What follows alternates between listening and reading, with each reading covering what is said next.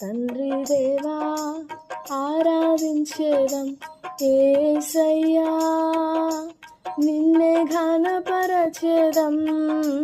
తండ్రి దేవా ఆరాధించేదం యేసయ్యా, నిన్నే ఘనపరచేదం. పావన ఆత్మ ప్రభు నిన్నే ప్రేమించి కొనియాడెదం. పావన ఆత్మ ప్రభు నిన్నే ప్రేమించి కొనియాడెదం. ఆరాధించేదం ఘనపరచేదం, నిన్నే ప్రేమించి కొనియాడెదం. ఆరాధించేదం ఘనపరచేదం, నిన్నే ప్రేమించి కొనియాడెదం. పరిశుద్ధ పరిశుద్ధుడా పరలోక రాజుండా, పరిశుద్ధ పరిశుద్ధుడా ఘన పరలోక రాజుండా, నిరతవు ఉండువడా పునరుత్థానుండా, నిరతము ఉండువడా పునరుత్థానుండా. ఆరాధించేదం ఘనపరచేదం, నిన్నే ప్రేమించి కొనియాడెదం. ఆరాధించేదం ఘనపరచేదం, నిన్నే ప్రేమించి కొనియాడెదం. తండ్రి దేవా ఆరాధించేదం యేసయ్యా, నిన్నే ఘనపరచేదం. తండ్రి దేవా ఆరాధించేదం యేసయ్యా, నిన్నే ఘనపరచేదం. పావన ఆత్మ ప్రభు నిన్నే ప్రేమించి కొనియాడెదం. పావన ఆత్మ ప్రభు నిన్నే ప్రేమించి కొనియాడెదం. ఆరాధించేదం ఘనపరచేదం, నిన్నే ప్రేమించి కొనియాడెదం.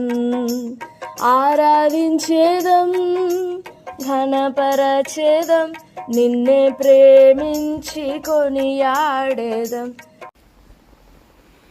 Praise the lord. ప్రభునందు ప్రియులారా, మరొకసారి ఉదయకాల సమయంలో మీ అందరికీ శుభములు కలుగును గాక. ప్రతిరోజు ఉదయకాల ధ్యానానికి మనం కూడుకోవడానికి దేవుడు మనకెంతో సహాయం చేస్తూ వచ్చారు. మంచిది. 119వ కీర్తనలో నుండి రోజుకు ఒక వచనాన్ని ధ్యానం చేస్తూ వచ్చాము. ఈరోజు కూడా 119వ కీర్తన 8వ వచనాన్ని మనం చదువుకుంటే, నీ కట్టడలను నేను గైకొందును, నన్ను బొత్తిగా విడనాడకుము. ఇది దావీదు యొక్క దీన ప్రార్థన. ఈ ప్రార్థనలో చాలా అర్థం ఉంది. నిజంగా ఈ మాటను మనం లోతుగా ధ్యానం చేస్తే చాలా భయంకరంగా కనపడుతుంది. నన్ను విడనాడకుము అని దావీదు ప్రార్థన. దేవుడు ఒక మనిషిని విడిచిపెడితే అది ఎంత భయంకరమో భూమి మీద దానికి మించినటువంటి భయంకరమైనటువంటి విషయము మరొకటి ఉండదు. నిజంగా ఈ మాటను తలుచుకుంటేనే మనకి వణుకు పుడుతుంది. ఎందుకు అంటే, ఒక వ్యక్తిని దేవుడు విడిచిపెడితే, ఒక వ్యక్తిని దేవుడు త్రోసివేస్తే అది ఎంత ఘోరమైన విషయం. అది ప్రభువారు యోధా గురించినటువంటి విషయంలో ఆ మాటే మాట్లాడతారు. ఆ మనుషుడు పుట్టకుండిని ఎడల వానికి ఎంతో మేలు. ఎంత భయంకరమైనటువంటి మాట అది. కాబట్టి ఉదయకాల సమయంలో ఆ సందర్భం దేవుడు మనలను విడనాడే సందర్భం, విడిచిపెట్టే సందర్భం మన జీవితాల్లో ఎప్పుడూ ఇవ్వకూడదు. తన జీవితంలో అది దావీదు స్పష్టంగా ఎరిగాడు కాబట్టే ఆ మాటని అతను చెప్పగలుగుతుంది. 1 సమూయేలు గ్రంథం 18వ అధ్యాయం 12వ వచనంలో, యెహోవా తనను విడిచి దావీదునకు తోడయుండుట చూచి సౌలు దావీదునకు భయపడెను. ఇది సౌలును గురించి చెప్తున్నటువంటి మాట. సౌలును దేవుడు ఏర్పరచుకున్నాడు, దేవుడు ఎన్నుకున్నాడు. ఒక అనామకుడుగా ఉన్నప్పుడు, మరి ఒక తక్కువ స్థితిలో ఉన్నప్పుడు, ఎన్నిక లేని వానిగా సౌలు ఉన్నప్పుడు ఇశ్రాయేలు రాజ్యానికి రాజుగా చేశాడు. వాస్తవంగా అయితే న్యాయాధిపతుల కాలంలో బెన్యామీను గోత్రము అంతరించిపోయే పరిస్థితి వచ్చింది, హీనమైనటువంటి పరిస్థితి వచ్చింది. అలాంటి పరిస్థితులలో మరి అంతరించిపోయేటువంటి ఆ గోత్రాన్ని దేవుడు మరలా కనికరించి ఆ గోత్రాన్ని చిన్నగా ఆశీర్వదించుకుంటూ వచ్చాడు. సమూయేలు నాటి కాలానికి ఇశ్రాయేలు ప్రజలు చాలా అభివృద్ధి చెందారు. అయితే వారు అడగకూడని కోరిక అడిగి, మాకు రాజు కావాలని అడిగి వారు దేవుని దుఃఖపరిచారు, దేవుణ్ణి వారు విసర్జించారు అని దేవుడే చెప్పాడు. సరే, దేవుడు వారి కోరిక ప్రకారంగా సౌలును రాజుగా నియమించడం మనం చూస్తాం. వాస్తవానికి రాజుగా అయ్యేటువంటి ఆధిక్యత సౌలుకు, అతని కుటుంబానికి కానీ వంశానికి కానీ లేదు. దేవుడు ప్రేమించి, దేవుడు ఎంతో కనికరించి అతన్ని శిరస్సుగా చేశాడు అని సమూయేలు చెప్తాడు. 1 సమూయేలు 15వ అధ్యాయం 17వ వచనం, నీవు నీ దృష్టికి అల్పుడుగా ఉన్నప్పుడు ఇశ్రాయేలు గోత్రములకు శిరస్సు అయితివి, యెహోవా నిన్ను ఇశ్రాయేలు మీద రాజుగా అభిషేకించెను. ఎంత గొప్ప విషయం అది! అల్పుడుగా ఉన్నప్పుడు దేవుడు అతన్ని ఆశీర్వదించాడు. ఈ రోజుల్లో మనం కూడా దేవుడు మన దీన స్థితిని చూసి, ఏ యోగ్యత లేకపోయినా, అర్హత లేకపోయినా ఆయన మన యందు దయ చూపించి మనలను ఒక మంచి స్థితికి తీసుకొచ్చినప్పుడు నిజంగా సౌలు వలె మనం కూడా కృతజ్ఞత లేని వారంగా, దేవుని మర్చిపోయేటువంటి వారంగా మనం ఉంటాం. తన స్థితికి తీసుకొచ్చినటువంటి, మనలను ఈ స్థితికి తీసుకొచ్చినటువంటి దేవుడికి మనం ఎంత రుణస్థులమై కృతజ్ఞులమై ఉండాలి. మనం మన పాత జీవితాన్ని, పాతకాలాన్ని మర్చిపోతాం.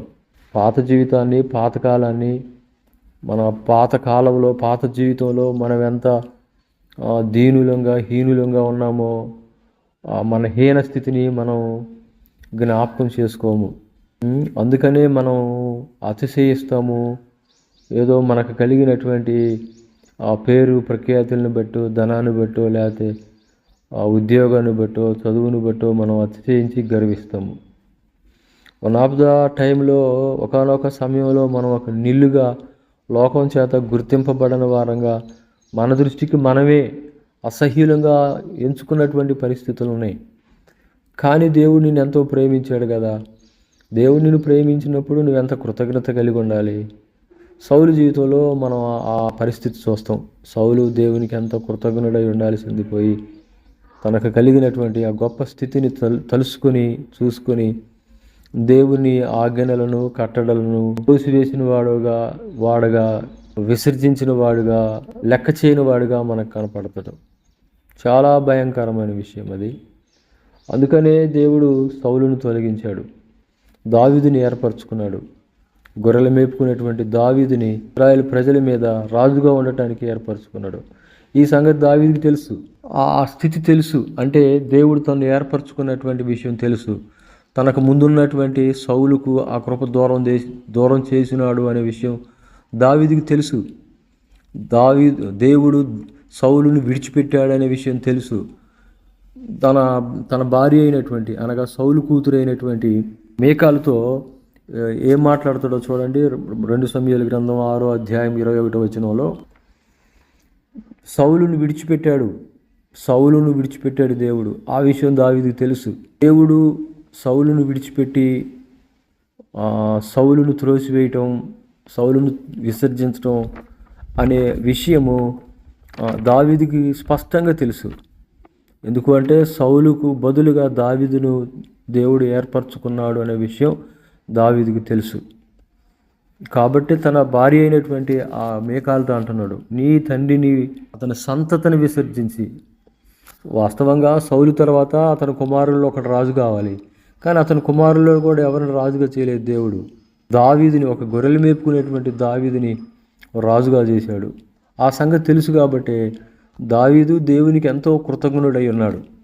119వ కీర్తన అంతా కూడా మనం చూస్తే దేవుని వాక్యానికి దావీదు ఇచ్చినటువంటి ప్రాముఖ్యతను గురించి మనం చూస్తాం. నీ ఆజ్ఞలకు భయపడుతున్నాను, నీ ఆజ్ఞలకు వణుకుతున్నాను, నీ నీ నీ ఆజ్ఞలకు నేను లోబడుతున్నాను, నీ కట్టడలు గైకొంటాను అని దావీదు కమిట్మెంట్ కానీ, దావీదు దేవునితో ఒప్పందం కానీ, మరి సరి చేసుకోవడం కానీ, దేవుని వాక్య విషయం గురించి, దేవుని వాక్య విషయంలో, ఆయన ఆజ్ఞలు కట్టడం విషయంలో ఎంతో జాగ్రత్తగా ఉన్నట్లుగా 119వ కీర్తన అంతట్లో మనం చూస్తాం. కాబట్టే 119:8 వచనంలో దావీదు చేసే ప్రార్థన అది. దావీదు చేసే ప్రార్థన 119వ కీర్తన 8వ వచనంలో, నీ కట్టడలను నేను గైకొందును, నన్ను బొత్తిగా విడనాడకు. ఒకవేళ పొరపాటు చేసిన, తప్పిదమైన నన్ను క్షమించు, నన్ను కనికరించు, కానీ సౌలును విడిచిపెట్టినట్లుగా నన్ను విడిచిపెట్టద్దు. ఆ దేవుని బిడ్డలారా, ఈ ఉదయకాల సమయంలో అది ఎంతో భయంకరమైనటువంటి మాట. అది దేవుడు ఒక వ్యక్తిని విడిచిపెట్టడం అనేది. ఈ ఉదయకాల సమయంలో దావీదు ప్రార్థించినట్లుగా మనం కూడా ప్రార్థించాలి. నీ కట్టలు నేను గైకొందును, నీవు నన్ను బొత్తిగా విడనాడకు. కొద్దిగా విడిచిపెడుతున్నాడేమో మనల్ని, మేలుకొందాం, మన కళ్ళు తెరుద్దామండి. పూర్తిగా కంప్లీట్గా ఆయన మనను విడిచి వెళ్ళిపోక మునిపే ఆయన పాదాలు పట్టుకొని బ్రతిమలు ఆడదామండి. నీ సన్నిధిలోనే నన్ను త్రోసివేయొద్దు, నీవు నా నుండి తొలగిపోవద్దు, దూరం కావద్దు, నన్ను విడనాడొద్దు అని మనం దీనంగా ప్రార్థన చేద్దాం, పశ్చాత్తాపడదాం. అలాంటి దీన ప్రార్థన పరిశుద్ధాత్ముడు మనకు దయచేయునుగాక. ఆమేన్. ప్రేమ కలిగిన తండ్రి, మరొకసారి మీరు మమ్మల్ని హెచ్చరిస్తూ వచ్చారు నాయనా. మీకు వేరుగా ఉండి మేమేం చేయలేము, మమ్మల్ని కనికరించు. అంతవరకు పరలోకం చేరేంత వరకు హానోకు నీతో నడిచాడు, నోహు నడిచాడు, అబ్రహాం నడిచారు, మా పితరులందరూ నడిచారు. మేము కూడా అలాగూ నడిచే జీవితం మాకు దయచేయి. నీవు మమ్మల్ని బొత్తిగా విడనాడొద్దు. మీకు వందనాలు. మీరు మమ్మల్ని విడిస్తే మా మనుగడే లేదయ్యా. మమ్మల్ని కనికరించు, మమ్మల్ని దాటిపోవద్దు. అంతవరకు నేను వెంబడించినట్లుగా మమ్మల్ని ఆశీర్వదించమని యేసు నామములో ప్రార్థిస్తున్నాము తండ్రి. ఆమేన్. God bless you. దేవుడు మీ అందరిని దీవించును గాక.